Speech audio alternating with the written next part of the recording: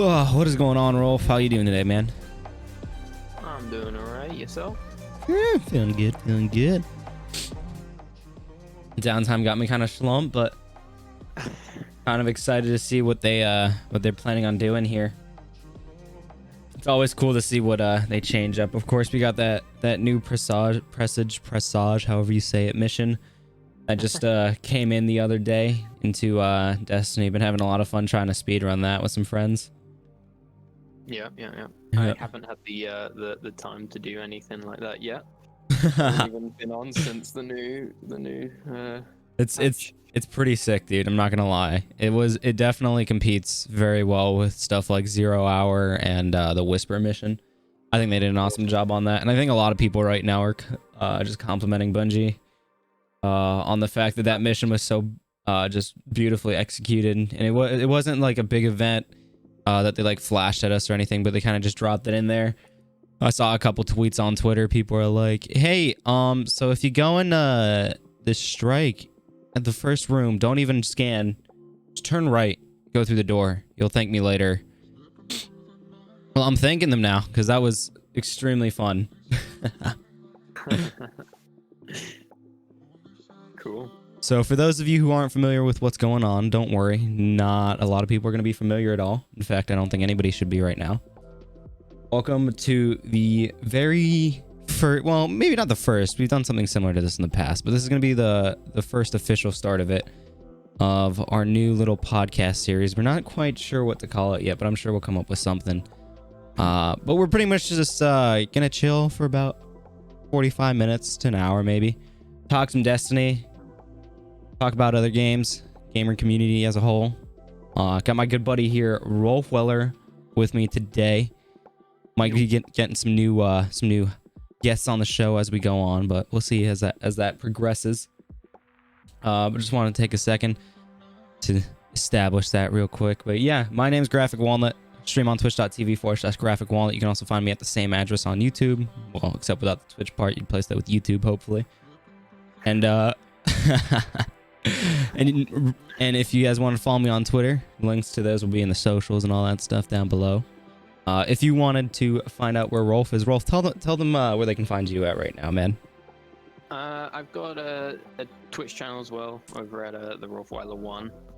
I just do some random gameplay. I've been playing a bit of Baldur's Gate with another one of my friends recently. That's quite good. A new patch dropping for that soon, so that'll be fun.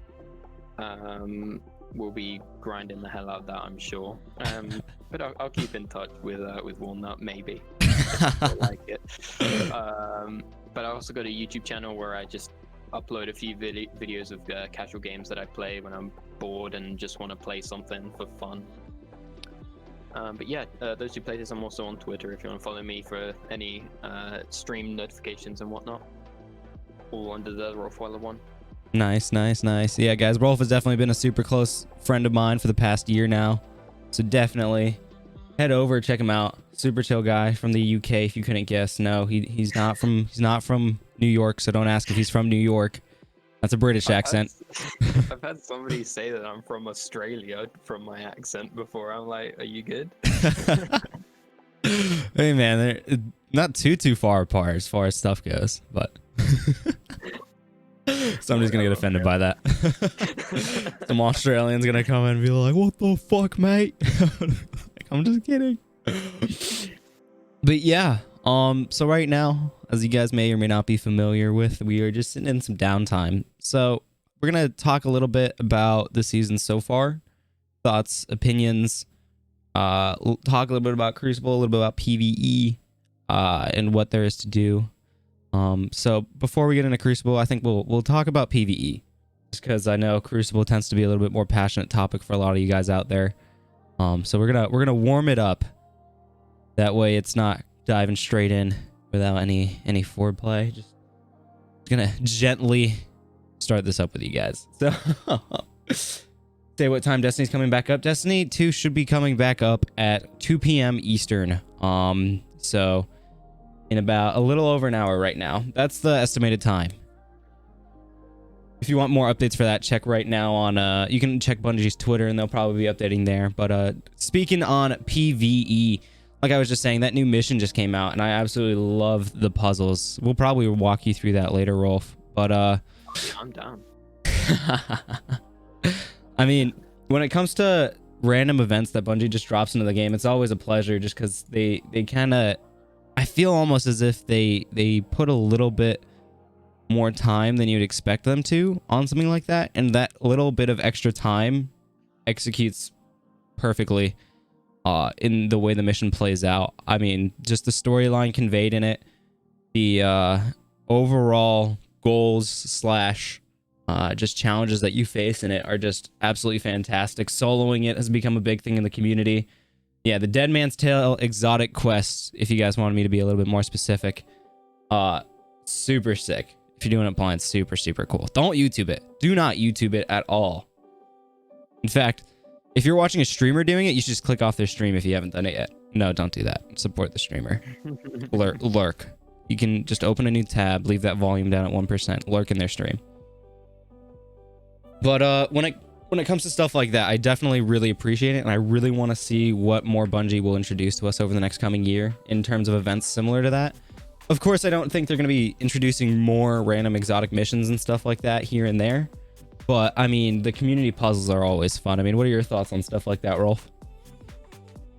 I mean, I love puzzles. Puzzles are one of my most favorite things to do in games. So I really do like that they're implementing more puzzles into it, rather than it just be there's a bunch of bounties, go and do the things, kill the enemies, and blah blah blah blah blah. I like actually having to think in a game rather than just mindlessly running around shooting things, you know? I mean, that's what I'm doing most of the time, mindlessly running around shooting stuff. I don't know if my gameplay could be quite described as strategic. I think that's kind of how I approached the mission too. I was just kind of like, oh, there's something, I'm gonna shoot that. Kind of just brute force my way through the mission, but for people who like puzzles, it was definitely a great one. What do you think they're gonna be? So obviously there's supposed to be a new version of it, a prestige, if you want to call it. That's what I've been hearing through the whispers, the grapevine. Do you think they'd ever change up puzzles and something like that? Or do you think they just leave it as is? Obviously you haven't done it yet, but do you think they'd ever change puzzles in a harder mode? I mean, it's Bungie, so I'm inclined to say no, but I really hope they do. Like, just change it up a little bit. It doesn't have to be a massive change, you know? Like, just change a couple little elements of it, or don't just do the easy thing and say you go through the processes and it takes longer. That's boring. If you're gonna change it up. But I don't think they will. I think all that will change will be the enemies, but I guess in what was it, 0 Hour, they had it changed the route, right, that you had to go through. So maybe they will, but I'm not convinced that they will. It's Bungie after all. Yeah. That would definitely be cool. They have done some cool stuff in the past, but yeah, I don't think they would change stuff up like that too much. I definitely hope they make the enemies at least harder, though. Other than just like upping the light level, like throwing a couple champs in there or something like that. That can be a fun challenge. I don't know. That's just me, though. They love playing around with the champions at the moment, so they really are loving the champions. I think that's what they've said. Yeah. That's what I think they're actually just going to change in VOG. Oh, that's actually a good segue into that. Vault of Glass. We haven't heard too much from Bungie yet, as a lot of you guys are probably aware. But Vault of Glass coming back sometime this year. I believe that it's going to be sometime within the next season, not this current one that we're in right now. I think we're season 13, so in season 14 probably. If we're in 14, then 15.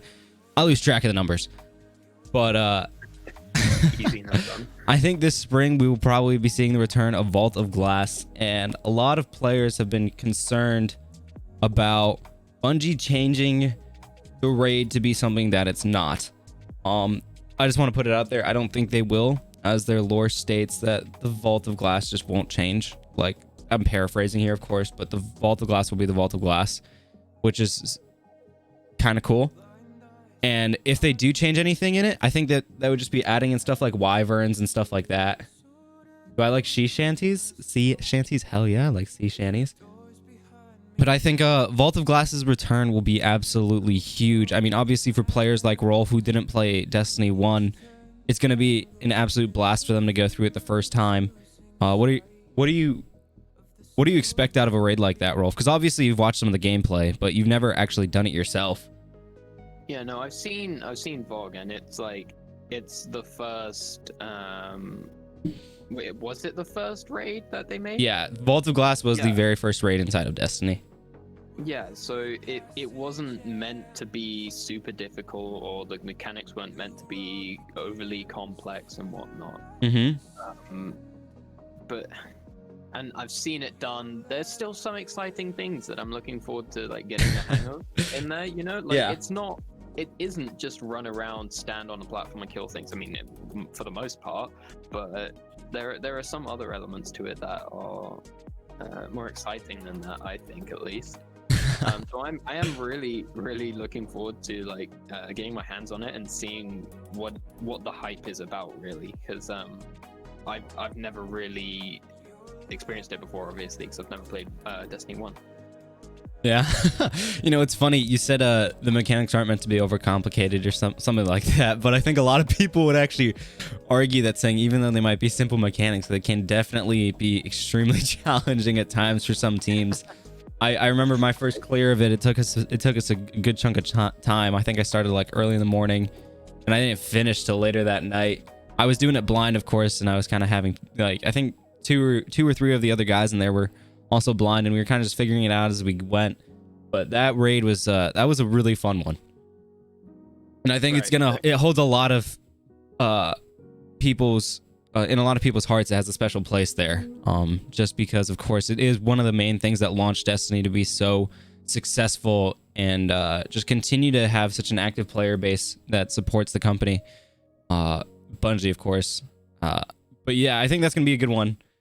And then right after that, they immediately released the next season, Crota, in the Dark Below. Have you seen that one? Sorry? Have you seen Crota?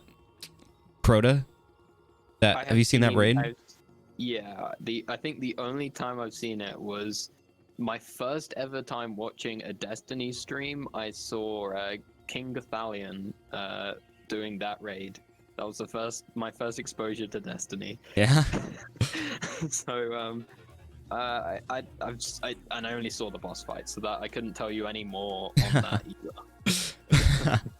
Yeah, I'm super excited to see when they reintroduce those and take players like you who haven't done them yet through it for the first time. That should definitely be a good time. Yeah, for sure. Dark Below or the raid of the Ethernet poles. Yes, the Ethernet poles. For those who aren't familiar, people would literally pull their Ethernet cable in that raid to try to make it easier. It was a different form of cheese back in those days. Simpler times. where all you needed was to pull your Ethernet cable out of your console. It was a magic trick. What did it do exactly? I'm confused. I can't remember exactly. I remember that was one of the big things that people did. I think it either glitched the boss or did something with the loot, but I think it might have. Oh, it glitched Crota, I'm pretty sure, so that then you could just kill him way easier. Right. Like, I think it stunned him or something. I'd have to look it up, but I do remember people talking about the Ethernet poles, and I remember I was in like one team one time that did it. That was the only time I did it. It was an LFG team, and I was like, "What is happening?" And then the next thing I know, one dude pulls the Ethernet cable and Crota kneels. That's right. Yep. So you pull the cable and Crota kneels, and then you can just go to town with the sword, and then yeah. Okay. I completely forgot about that. Shout out Fred in the chat for putting that one out there. That one's a funny one for sure. How many people are gonna try it when it comes out again? Oh, I'm sure a good amount of people will, but I think they've since then probably changed that. Hopefully, yeah. I'm sure they'll fix it when it comes into Destiny 2. I'm sure they will. Oh gosh, yeah. Year 1 of Destiny was absolutely fantastic. I mean, House of Wolves was after that. It was the introduction to Trials of Osiris, and we got Prison of Elders. I mean, Prison of Elders was like just fucking amazing, dude. That's the only way to put it. The introduction of that into the game was amazing because it was kind of like Menagerie to a degree, where you would fight off waves of enemies in different rooms, all with different challenges, all leading up to one final boss fight. Then you have to go down into the treasure room, and if you had a key, you could I can't remember what the keys were called. If you had the key though, you could open up the chest at the end and you could get absolutely insane loot. Beloved was, I believe that's what it was called. What was it? There was a sniper. Supremacy? I can't remember. There was a sniper that everybody loved getting out of it, and it was super dominant in trials for a little while too. Omega lols if it's still present. Oh, for the, yeah. But that was, I think that was kind of one of the best things Bungie's ever done for the PvE side, was creating farmable activities like that. Of course, in Destiny 2, we've had Sundial and Menagerie. Right now, it's Battlegrounds. Personally, I'm not a huge fan of Battlegrounds. For me, it kind of just feels like a sped up strike. I don't know. How much have you done it, Rolf? For Battlegrounds? I was just about to ask you what is Battlegrounds for those of us who haven't played Destiny for a while. So Battlegrounds, pretty much you load into like part of the map, and it's like an uphill battle the whole way, literally, the way they've designed the maps. But you just fight off waves of ads. You have to destroy a couple of like cells or batteries or whatever they are, and guess what it leads up to? A scripted boss fight. So you have to fight a boss uphill with Cabal dropping onto your head. A lot of people were getting a little bit upset because those pods were landing on their heads a lot. But I mean, hey, you just gotta be light on those toes, man. Be ready for it. Battlegrounds seems pretty repetitive once you've done it a couple times. Exactly. I don't think I've even completed the quest for it yet. I played the first 2 parts of it, and I was personally already a little bored. That's just me, though. Some people really enjoyed it. I don't know if that's the majority of the community or what, but it was something. Definitely better than Seraph Towers, in my opinion. I definitely thought it was better than Seraph Towers. Those were a pain in the butt. Seraph Towers, I remember Seraph Towers, like, oh my god, they were... Less than a year ago, too, by the way. Jesus. I know, right? Crazy to think about. Flipping heck, man. Those Seraph Towers, you had to have like 9 people that happened to come together in the same instance to have a chance, right? That was for the hard mode Seraph Towers, though, right? Oh, right. Yeah. Oh, yeah. The easier ones, you only needed 6. No, I thought you could do it with 3, couldn't you? Oh no, you did need 6. I think minimum like 4 to 6. Yeah, I think. Did we do it with like 4 or 5? I seem to remember. We had one point in time when we hit up a random in the world, and we were like, "Yo, let our team join up on you, so then we can get 6 people in here." That was it. Yeah. Yeah, I would like to see the return of Menagerie over Seraph Towers and Battlegrounds, personally. I think a lot of the community would agree with me on that one too. Let me get to our next topic here. Inside of PvE. This is kind of just like a free balling it, guys. We're just spitting stuff out there as we're going. Rolf, if you have anything you want to talk about too, feel free to just add it in at any point. Yeah. For sure. Give me a second, chat. My own gameplay is distracting me. I need to just like turn off my main monitor so that I can't see my own gameplay. So as far as raids go right now, we have obviously Last Wish, Deepstone Crypt, and Garden.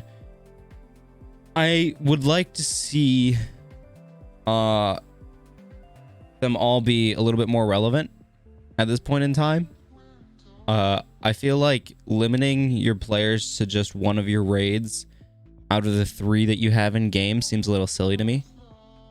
When you could definitely make them all drop pinnacles and stuff like that. That way people could farm those as well, or not necessarily even farm, but play those for the pinnacle and get that sweet loot. I think that would definitely make that power grind a lot more friendly.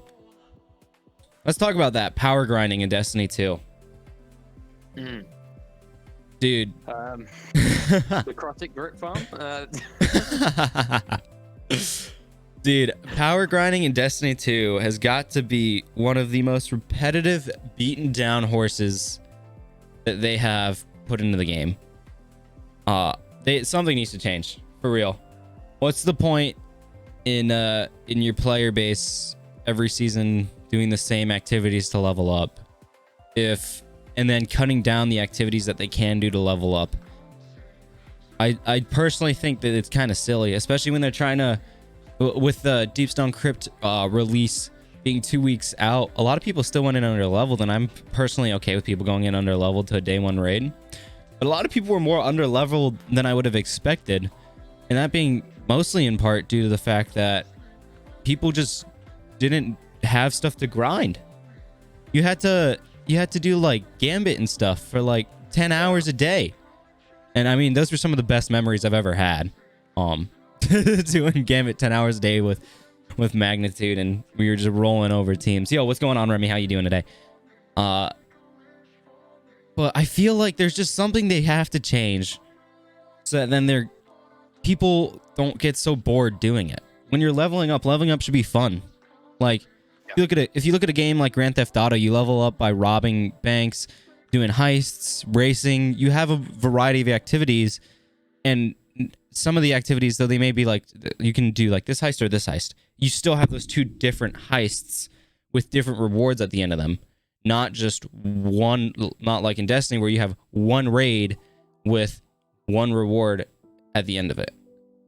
I think they definitely need to look at their like reward system, because people will farm the stuff if the reward is there. Yes. Like, at the end of the day, if I'm going into a Last Wish to farm out the I've forgotten what it's called. I haven't played Destiny in that long. 1,000 voices. 1,000 whispers. Voices. That's yeah. it. Yeah. 1,000 voices. I'll go in there and I'll do that every week happily, because it's such a cool looking gun, and it's such like everything about it is awesome. Yep. In my opinion, anyway. Eyes of Tomorrow and Deepstone Crypt was one of those weapons as well. Exactly. People are farming for that. Yeah. People will farm for that, but then once they've got it, there's nothing else to do. Yeah. So I'm not. I wish I had better ideas, but I can't think what they can do to save it at the moment. They need to have a look at it, see what people actually want, maybe get some community feedback.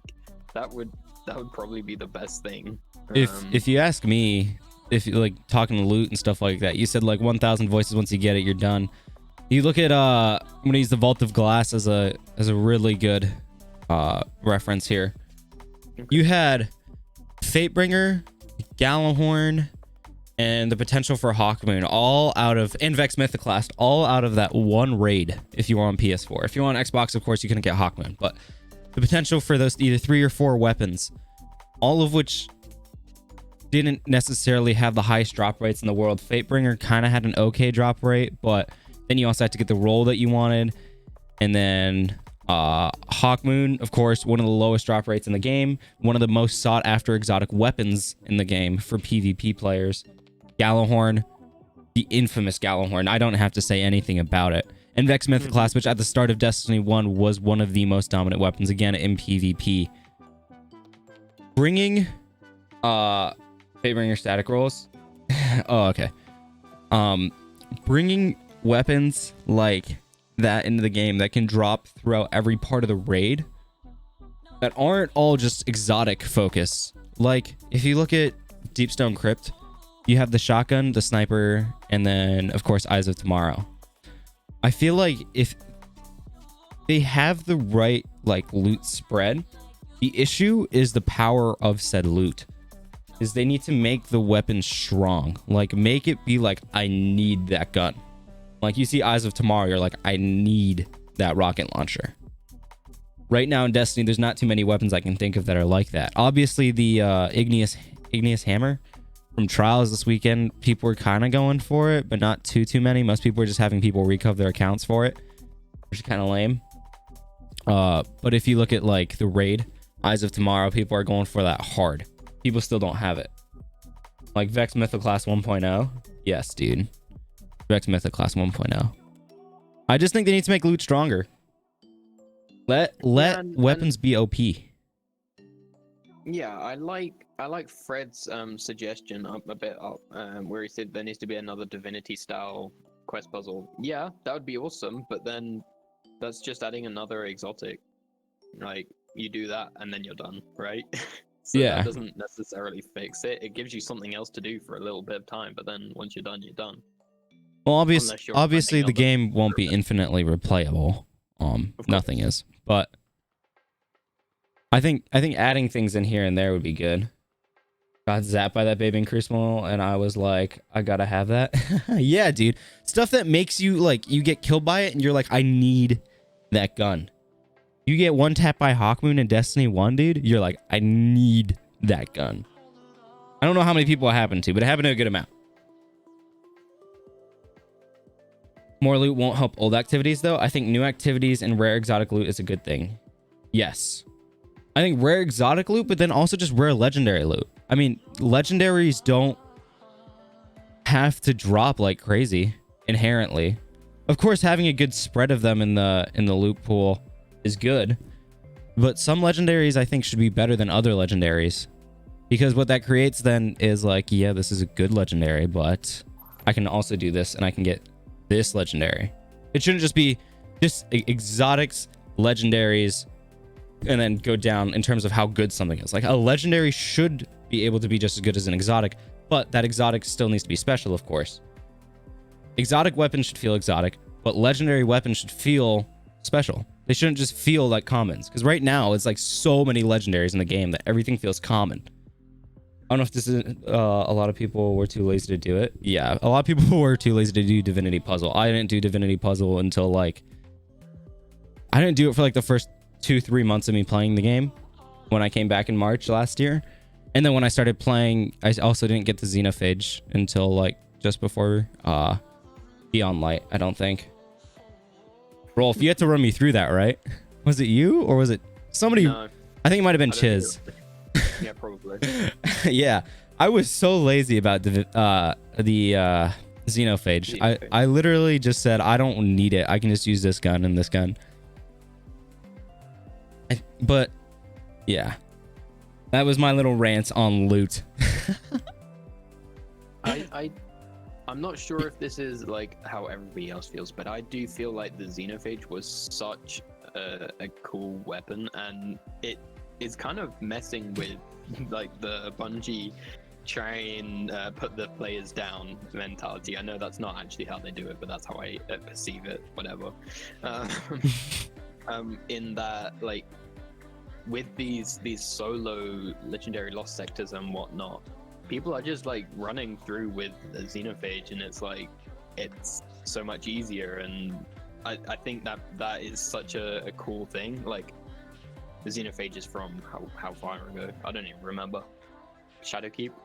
Yeah. I think it's from Shadowkeep. So, yeah, it must have been, because you had to go into the dungeon for it. Yeah, that's right. Oh my gosh, I don't even want to think about that dungeon anymore. Dude, that was by far the worst solo flawless out of all the ones. Oh god, I think it didn't take me 100 tries, but I think it took me over 70 attempts to get solo flawless on it. I think I got I got Prophecy done in like 30, and I got Shattered Throne done in like 40. And then the fact that it took me like 70 or 80-ish for that one was horrible. Pit of Heresy. It's a good dungeon, don't get me wrong. But that one was horrible to solo. See, I do like the dungeons. I feel like correct me if I'm wrong, but I think all of the dungeons have been received well. Oh, for sure. I don't think anybody has hated on any of the dungeons, at least not large amounts of people. Yeah, I mean, I don't want them to just start putting out a shit ton of dungeons. That would make it not unique anymore, but I feel like doing something with the dungeons, changing them up a little bit here and there sometimes, or at least like, so have the original dungeon for the people who want to do the solo flawless and whatnot, but have every week or something, another version of it that you can go into, get a specific reward, and it changes it. It changes it slightly. Maybe it's the enemy type, maybe it's whatever, you know what I mean? Yeah, they could do stuff like they did this in Destiny 1 for a little bit. They had featured raids where every week you would have, of course, what the relevant raid is at the time, but then you'd also have the featured raid, and the featured raid of the week would boost that raid's light level up to what the current one is, and it would like offer you rewards that were raid specific to that raid, but like Fatebringer, there was the potential to get like an exotic Fatebringer out of them, and you could then for people who didn't get to experience that legendary Fatebringer, they could then get the exotic version through those featured raids, and it gave players more stuff to do. Like right now with the 3 raids we have right now, you can keep DSC as the main raid, but then if you made like next week you said, hey, Garden of Salvation, that's going to be the raid of the week. If you go into it, that stuff will drop as pinnacle gear, and you have the chance to get this loot or this emblem. And by the way, instead of it being Vex enemies that spawn, you're gonna have fallen enemies. That would be cool. Like what you said with changing up the enemies, that would be really cool. Yeah. I don't know how easy that is to do, of course, changing the enemy type. Of course, the final boss. A giant barracks at the end as the boss. No, I think you'd keep the bosses the same, but like the ads around them may be different. I don't know. That would that could be cool. I could definitely see the potential in that. I don't know about the practicality for it, for changing up the enemies in an entire raid. I definitely see the potential for a lot of glitches. That could be cool. Probably relatively easy, but it'll hurt some mechanics, plus wouldn't work with lore. Yeah, so with certain raids, it wouldn't work with the lore. You can't put the hive inside of the vault of glass. That would be kind of fucky. You'd be like, wait a minute. Also, can you take a second to admire how like dead focused my face is in this video? I'm like, I will not fall on these platforms. Hey, if I didn't buy last season's pass, can I still get Hawkmoon and Mask of Bacchus? And if so, do I need to buy the new season pass? I don't actually know. That's a great question. I think you might still be able to get Hawkmoon. I don't know if that's, you need to have the season pass. I think you have to have Beyond Light for that though. I'm pretty sure the Harbinger mission is still in the game. You can still get them, right? You can still get them, but you're gonna have to buy DLC and pass. Oh, okay. Thank you, Remy. Remy is the fucking guy out here, man. He has all the knowledge. He knows everything. Knows it all. Making me look like a fucking noob or some shit. I don't know. Making you look like one? Oh, wow. Okay, fine. I am one. Whatever.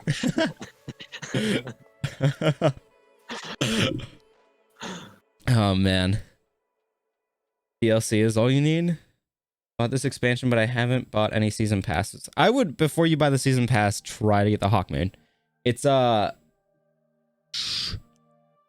sure there's a bunch of tutorials out there on how to get it. By DLC, you mean expansion, right? Yeah. DLC as in Beyond Light. You have to own Beyond Light, probably. Yeah. I don't see why they, I don't think they put it as a free-to-play thing. And, I mean, talking about, like, free-to-play and the paid stuff, the paywalls and stuff, I've heard so many people say about putting a paywall on, like, was it trials and stuff like that? I mean, that would stop the cheaters, right? I don't know if that's still a prevalent thing. I'm guessing it still is. Cheaters, were fine week 1, but now this past weekend, it was pretty bad for a lot of people. Right. The thing I found with, or at least my thoughts on the whole paywall, blocking out cheaters, is when you introduce a paywall, all that's going to make the cheaters do is have to pay a little bit of money so then they can make their money. Because they're going to make money at the end of the day no matter what. Because they are, they're getting paid like a couple $100, like, to recover some accounts. So putting a $30 paywall is gonna lower their profits, but they're still gonna make money. Yeah, And that all the doesn't community is guarantee harmful. that every cheater will get kicked out and have to pay. And a lot of the time, they're not on their own accounts, right? Because they're recovering other people's accounts. So they'll have the cheats on their computer, and then they'll go do the recov on somebody else's account, and then you run the risk of banning people who don't deserve to be banned because they didn't realize that a cheater was someone who was recovering their account. They just thought they was a good player. You know, Walnut, you're big brain as fuck. Thank you, Remy. Hey, Remy, did you know that you're cute as fuck?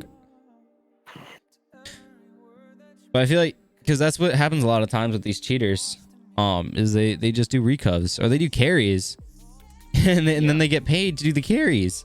Yeah, exactly. So at the end of the day, there's not much, like a paywall is not going to do much to stop them. That's the thing too, like with hardware bans too, is if they're making enough money doing what they're doing, if you get a hardware ban, some people are able to just like switch out their RAM and get around that. Right. Like people literally just take their RAM sticks out of their computer and then just switch it for like a cheap ass set, and it'll work. They'll be like, oh shit, sick. Of course, I think a hardware ban though is definitely a little bit more hardcore than a lot of people are willing to go around. But that is one of the bigger ways that people get banned, is hardware and IP bans. But the at this point, with where cheating is going inside of the Destiny community, it's, if there is no anti-cheat, there will be no more Destiny PvP community. Yeah. It, I mean, I don't see. I mean, they need an anti-cheat. That much is obvious. Why aren't they implementing it? What is stopping them? Is it just the time investment that they need to work on this my anti-cheat, guess or? would probably be time, resources, stuff like that. I'm sure they're working on something. Obviously, it's been happening for almost a year now. So something's going to change eventually. I don't know when. They introduced 2FA, so I mean it was a step in the right direction. But we don't know much because Bungie's not sharing it with their community. And I don't think they would want to share it low key. Because if you're making an anti-cheat and you're developing it, you wouldn't want the cheaters to know who you're developing with, when it's going to go into place, or when any of that stuff's going to happen. Kind of like with the... I understand them not like sharing all of that, obviously, but you know, some reassurance that stuff's being done would really help, I think. Like, but I don't know how you do that without giving up. I think for some time they've said they're looking into solutions. But I agree with you. I don't know how much longer this can go on for. They're just gonna keep losing players, I think. Like, at least I'm not really playing because it's not fun. Yeah. I don't have anything fun for me. Like, sure, I'll get on and I'll play this presage or whatever you're saying. That sounds fun. But once I'm bored of that, what do I do then? Exactly. Yeah, and a lot of players too have been I think like for a lot of common like casual players, it's like you play the game, you play Crucible, you play PvE, you get your light level up, you work really hard, so then you can try to get those 7 wins in Trials of Osiris. Then you play and you face one cheater. You're like, well, I mean, I knew this was a potential, but I mean, at least it was just one game. Let me try again. And then they play another cheater. And then they try again. And they play another cheater. And for a lot of people, after 2 or 3 times of playing a cheater, they're just like, okay, that's it, I'm done. And they just get off for the day. And then they try again the next week. And then again, the same thing happens. And then they get off. And maybe this time they don't get back on for a month. By then the community's shrunk. And by that time, it's all recovs and cheaters. And so by not having any of this stuff in play, you're running the risk of all those players then saying, I'm going to uninstall the game. And they do uninstall the game. And they just don't play it again. And so that leads to your player population shrinking, meaning that the skill gap gets even crazier because then you're either a noob or you're a pro. and then you at the end of the day you just have a bunch of tryhards and cheaters. So they definitely need to do something to bring their community back. Because first week of trials last week, dude, not this past weekend, but the week before that was pretty good for a lot of people. A lot of people were enjoying grinding, trying to get the what was it? It wasn't the hand cannon. It was a 3 wins. Not the scout, not the shotty, not the sniper. What was it? Oh, the pulse rifle, the messenger. People were trying to get the messenger like crazy. And like people were like, a bunch of people were able to help their friends out, and the population was crazy high, and the cards were a lot of fun for a lot of players. So I think definitely that anti-cheat needs to come sooner rather than later if they want their PvP community to stick around. Because I know like people like Enkooch have been saying like, yeah, man, I don't know how much longer I can do this for. Like he might just stop doing carries. MTash stopped doing carries, and he's on to whatever game he's on to now. A lot of people, like Real Crafty, barely even touches the game now anymore. That dude used to be one of the biggest Destiny carries back in D1. It was like one of his biggest like starting points that grew his community, is he used to do carries and trials, and he was fucking insane. It's just kind of sad to see the community running away the way they are because of that issue, and getting such little feedback from Bungie. Of course, I understand why, but the amount of time it's taken just kind of sucks. Yeah, for sure. Yeah. All right, let's switch it back into a slightly different gear. Give me a second though. First, let's talk about something positive now. I have to open a window because it's really hot in my room, so you're gonna have to give me a second.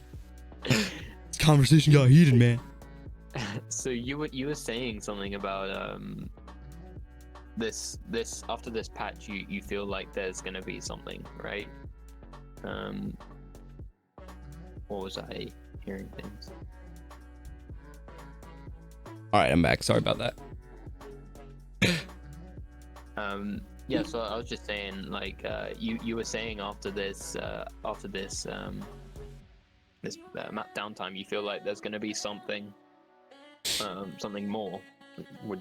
I don't know if they're gonna do a community puzzle. I don't think they would release a community puzzle the week after a mission, like presage. I don't know how you say it. I'm illiterate. But I think they might they might just be fixing stuff. But they could also be adding in like the prestige mode of it, which would be cool. Little like, here you go. I don't know. I see the potential for them to either implement something new here, or they're just doing some cleanup. It would be cool if they threw something in. Definitely anybody who thinks there's gonna be Vault of Glass, it's not gonna be Vault of Glass. No. Don't get your hopes up for that. Don't even think about that, because it's not gonna be Vault of Glass. And if it is, I'm calling everybody and saying Vault of Glass is out. Get the fuck on right now. Well, if it is, if it is Vault of Glass, which I don't think it is. No.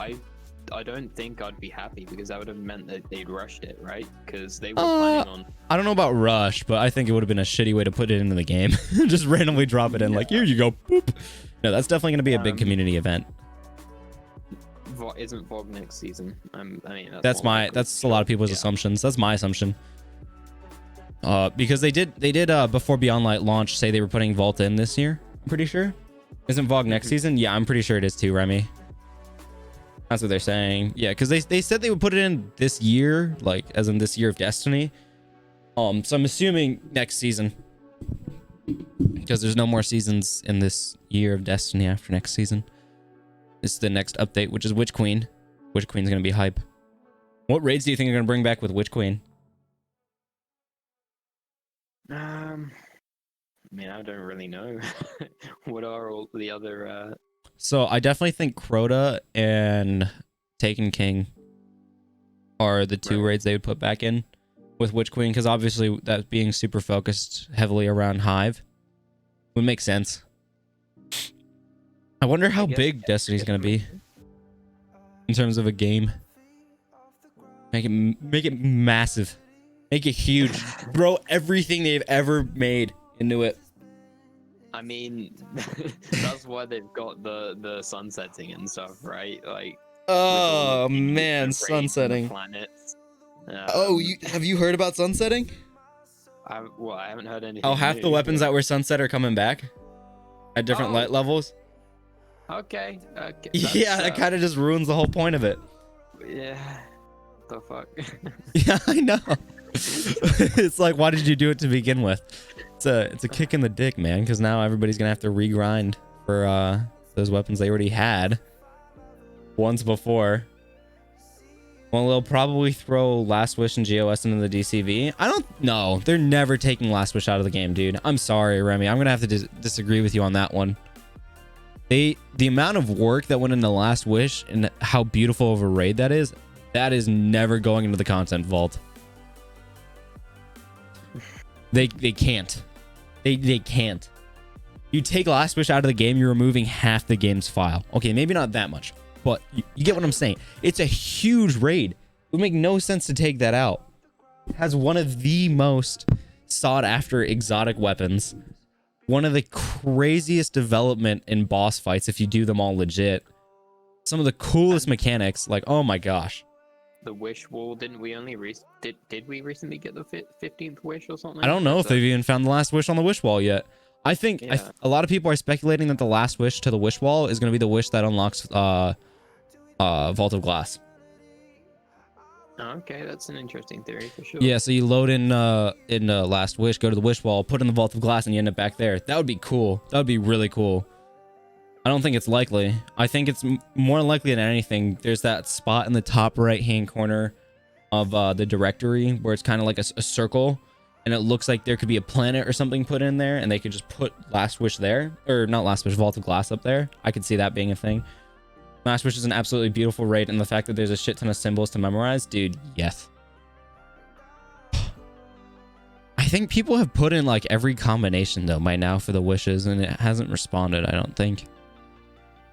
Somebody must have. There's people who do that. Must not be implemented or something. Yeah, that's what my guess would be.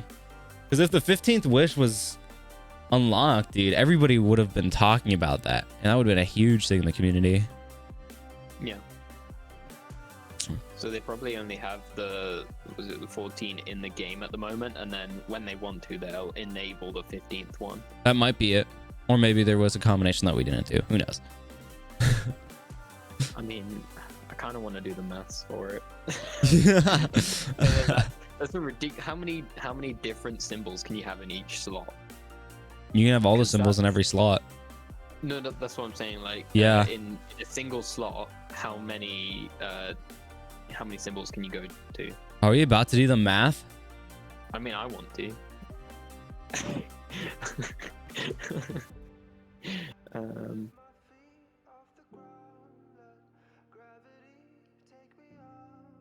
How many symbols are there? I mean, 16. So there's 16 different symbols. And how many slots on the wall are there?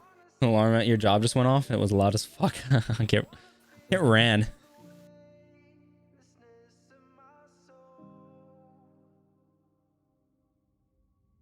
So there's actually 17 different things you can have, because you can have it blank too. True. And there's 5, 10, 15, 20. So 17 different potential symbols and 20 slots to fill. I'm not a mathematician, but that's a lot. That's going to be a big number. That's talking about stuff going on in the community. Sorry, I've just been doing like the maths back here for the wish. Are you ready for this? Okay. Let's hear it. So it's 4.06 times 10 to the 24. So just to get the scope of that, that's fucking huge, by the way. Wait. So if you put 24 yeah. zeros behind 4, that's how many combinations there are. I don't even know what number that is. 20? Huh? How many zeros behind it? 24. So 4 0 and then 24 zeros after that. That's the number. It's crazy. I don't even know what that's called, bro.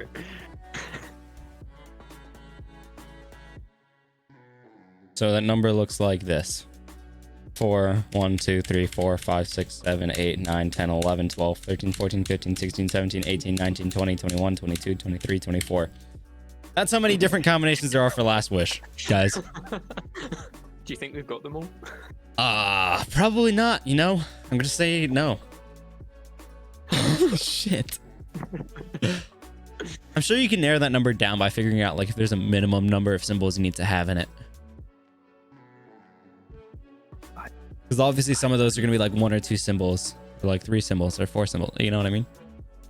I mean, that's the simplified version. I'm gonna post in your chat the actual number just because it's a ridiculously complex number.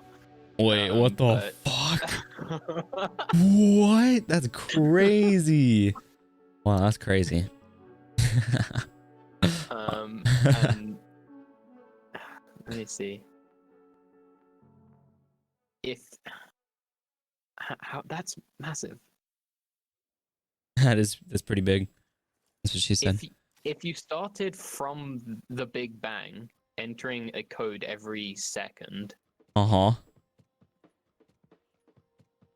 you would have done 0.0000001% of those codes of possible combinations. Holy shit. So there's literally not been enough time in the existence of the universe to have done all the codes. Wow. You would, this is how many years you'd have to spend doing one every second, I think. Well then. Okay. I don't think we're gonna find it on accident.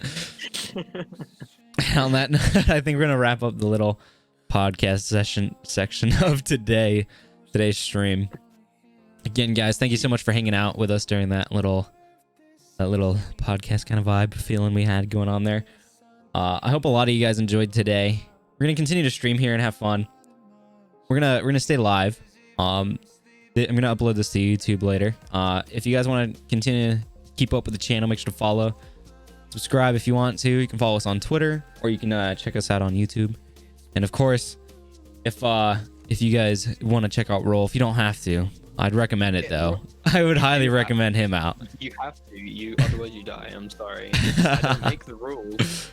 You should check Rolf out. Rolf, where can they find you again? You can find me on Twitter, Twitch, and YouTube, all under TheRolfeweiler1.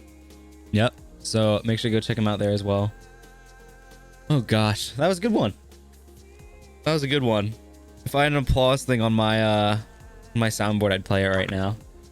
Instead, I'll just say good job, guys.